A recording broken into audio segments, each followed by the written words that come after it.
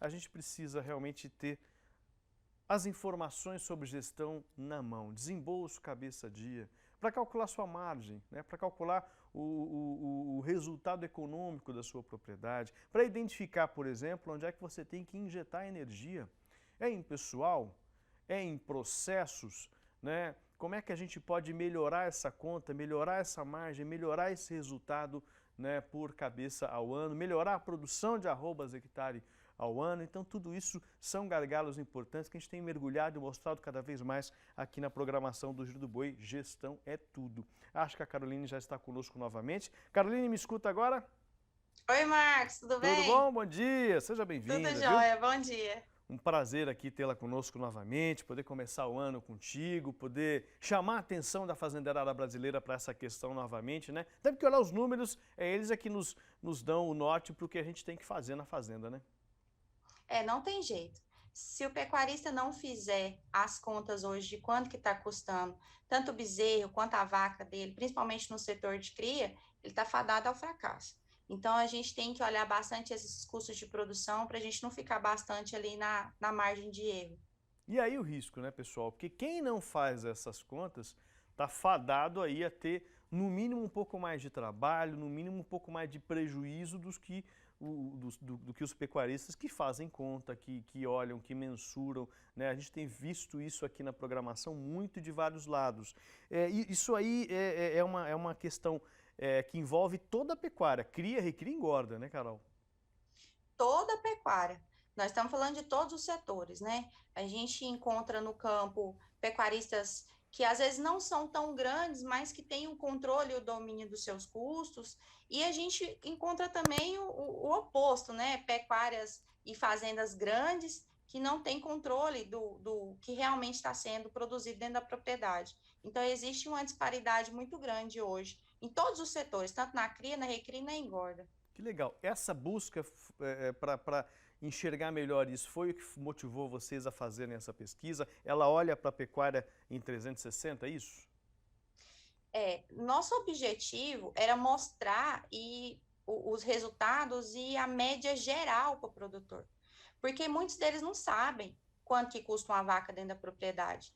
Então, às vezes, a gente ia falar de investimento em pastagem, investimento em nutrição, e aí ficava meio confuso, porque eu não sabia nem o custo de produção daquele pecuarista. Então, nós fizemos um estudo, tanto da cria, da recria e da engorda, para a gente ter mais ou menos um patamar para o produtor se basear, se ele está acima ou abaixo da média. Que bacana. Agora, vocês se baseiam aí, vamos dizer, em linhas gerais, em quatro variáveis. Nós já citamos elas aqui. Qual que é a primeira que o pecuarista tem que levar em consideração para começar bem esses cálculos aí na fazenda? São as quatro variáveis que nós fizemos é chegar ao ponto de falar quanto que essa vaca me custa por mês. Qual que é o meu custo real? Eu gasto pasto com essa vaca, então eu tenho que cobrar um aluguel dela de pasto. Eu gasto mão de obra com esse animal, né? Porque, obviamente, eu preciso disso. Eu gasto um custo de medicamento. E uma conta que muita gente não faz é um custo financeiro, né? Que nós temos que colocar na conta também. Porque o pecuarista, ele olha para o animal como um bem físico. E, na verdade, ele tem que olhar para a vaca como uma inquilina. Então, ou ela me paga um juro sobre o investimento dela, ou é melhor eu pegar aquele dinheiro e aplicar na poupança. Então, eu tenho que colocar um juro sobre a aplicação que eu estou fazendo. E aí são esses quatro custos que são custos fixos. Eu tenho outros custos variáveis, como nutrição, que aí já vai modificar bastante em relação ao nível de tecnologia da propriedade. Mas o custo fixo de uma vaca hoje está girando em torno de R$ 930 por ano. Nós estamos falando de 12 meses. Se Isso essa total, vaca me. custo total. Isso total, é o Aham, custo total, o custo fixo, né? aham. Sem suplementação. Que aí eu estou considerando um aluguel de pasto de R$ 50 por mês, eu estou considerando um custo de vacina e medicamento de R$ 2,50 por mês, uma mão de obra de 7,50 e estou considerando também um custo financeiro de 17,50. Então, por ano, essa vaca, se ela me der um bezerro ou não, ela me custa R$ 930 dentro da propriedade. Olha aí, pessoal. Importante demais isso aí. Tá chegando algumas perguntas aqui. Pessoal, pode ir mandando que a gente vai encaminhando para a Carol aqui. Um abração para o pessoal lá de Portugal. O David Cavati está acompanhando a gente, um abração. E chegou aqui uma pergunta, ó, do Antônio Silva. Ele pergunta o seguinte: um abraço, Antônio, obrigado por estar conosco cedo. Aonde foi feita essa pesquisa? Tem regiões específicas que vocês fizeram essa pesquisa? Quais estados?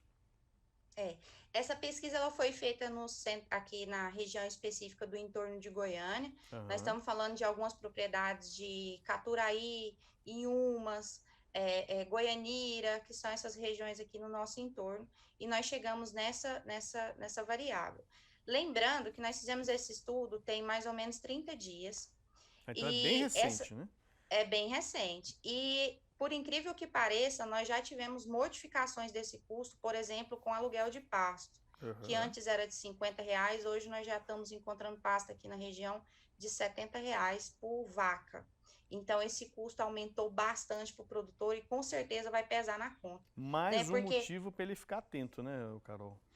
Mais um motivo para ele ficar atento e provavelmente não, com certeza esse aumento do custo foi muito em função da falta de chuva que nós tivemos na seca, e muitas propriedades elas ficaram muito sem pasto, ou algumas propriedades elas estão migrando rapidamente para a soja, e a pecuária de cria realmente ela está sendo espremida aqui na nossa região.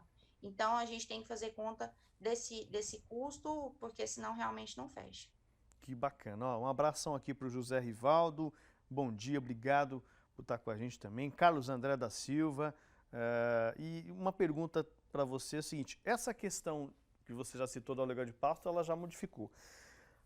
A questão de, por exemplo, mão de obra, como é que ela entra dentro dessa conta aí? Essa mão de obra é variável, tá? Mas a conta que nós chegamos é que, normalmente, um funcionário rural, ele tem capacidade de cuidar, né, de 400 animais, 400 vacas.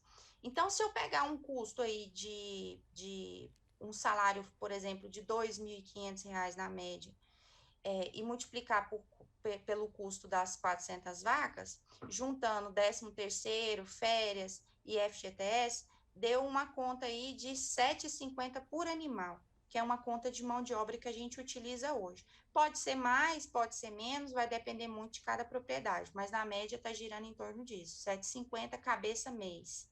Olha, pessoal, índice importante também, porque lembrando que nós viemos de 2 anos de seca muito intensas, e você já citou agora há pouco, né, essa questão do pasto que ficou escasso, né? A gente sabe que a região centro-oeste sofreu bastante com isso, por exemplo.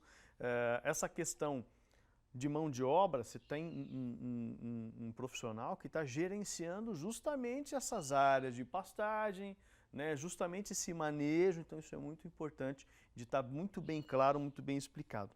Depois disso, o que vem? Medicamentos, Caroline? Que também é um ponto de atenção? Com certeza. No medicamento, nós levamos em conta as vacinas obrigatórias, né? A aftosa e alguns municípios do estado que também fazem raiva, e 2 vermifugações ano. Isso aí deu uma conta de R$ 2,50 vaca mês. Lembrando que se tiver alguma intercorrência medicamentosa, esse custo acaba ficando maior. Mas na média o custo girou em torno de R$ 2,50 mês cada vaca. R$ 2,50. Tá bom. Agora, custos com nutrição, vocês chegaram a quantificar isso ou não? Porque acaba sendo também, aí, com essa dificuldade de pasto que a gente teve, acabou sendo um gargalo nos últimos 2 anos também forte, né? Uma coisa que nós estamos observando muito aqui no Centro-Oeste, que antes a produção de silagem, né, de volumoso conservado, ela era muito em função das fases de engorda e do gado de leite. Hoje, o que nós estamos observando, fazendas de cria e recria, intensificando e fazendo silagem. Então, nós temos vaca comendo silagem o ano inteiro, porque a quantidade de pasta ela vem reduzindo bastante. A suplementação, ela vai depender muito dessa capacidade de suporte de volumoso da propriedade. Porque se eu não tenho uma quantidade de volumoso adequada, eu tenho que fazer uma complementação. Essa vaca não pode ficar com pouca quantidade de fibra, né? Então, normalmente fica mais caro. Mas em condições normais, a gente fez a conta aqui de uma vaca comendo, por exemplo, um sal 60, que custou em torno aí de R$ 90 ano, a suplementação. Uma vaca que come um sal 80, por exemplo, que é um sal mais forte na parte de mineralização, fica em torno de R$ 160 o custo dessa vaca ano. E uma vaca que passa por um protocolo, o que é o protocolo? É vaca que come sal mineral bom com ureia no período da seca, vaca que come proteinado pré e pós estação de monta, vaca que come um sal específico para reprodução, isso aí girou em torno de R$ 280, é o custo da suplementação. De todos esses custos, o que mais vem pesando na balança, com certeza, é o volumoso, é o pasto, é a silagem, é a fonte volumosa que o produtor tem que utilizar dentro da propriedade. Olha aí, pessoal. Então, o importante é, sabe que a gente tem andado também bastante, tem visto justamente isso, essa organização das fazendas com a preocupação com comida, pré-secado, silagem, vários instrumentos, várias alternativas, né? Porque nós tivemos um milho que subiu bastante o ano passado, isso acabou realmente forçando a fazendeirada brasileira a buscar alternativas. E aí sair da zona de conforto mesmo, né? Olhar para o capim, olhar para a silagem, fazer silagem, se desafiar nesse sentido, o que é muito importante também, porque a gente começa a mudar aí o nosso nível de atenção em relação a essa questão.